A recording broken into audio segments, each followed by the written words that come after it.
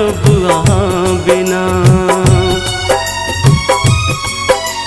भूल भेलै कि हमरा बताबू प्यार कोना होइ छै, हमरा सिखाबू मुश्किल बड़ा छै जीना जीना।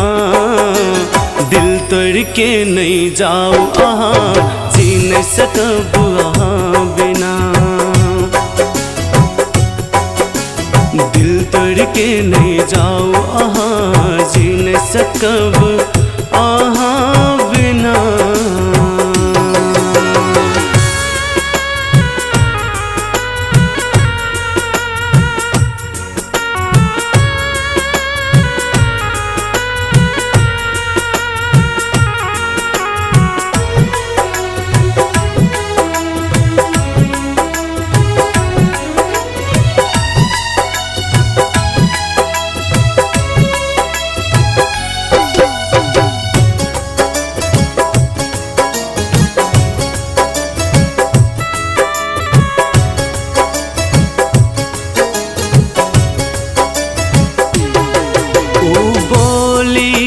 सरगम झुकल नैन हरदम, कतऽ गेल साथी उ बीतल जमाना।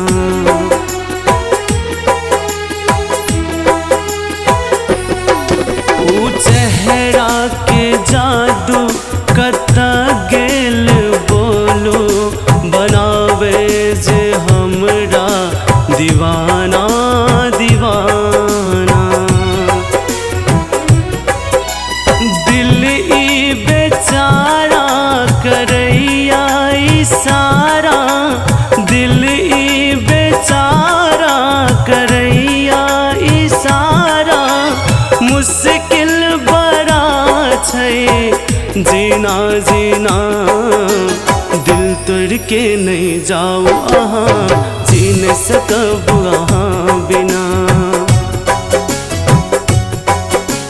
दिल तोड़ के नहीं जाओ अहाँ, जी नहीं सकब अहाँ बिना।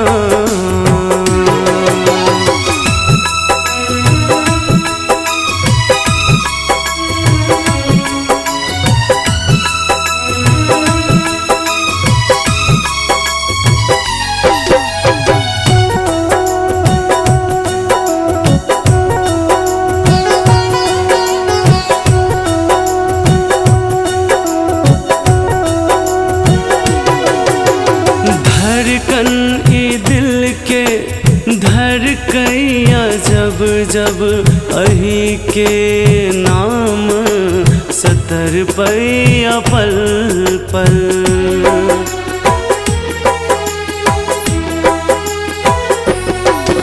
न जाओ न हमरा छोड़ का साथी, आहा बिन ई जिंदगी अधूरा अधूरा। जान हमर आहा सुनो दीवानी, आहा बिन अधूरा छै प्रेम कहानी।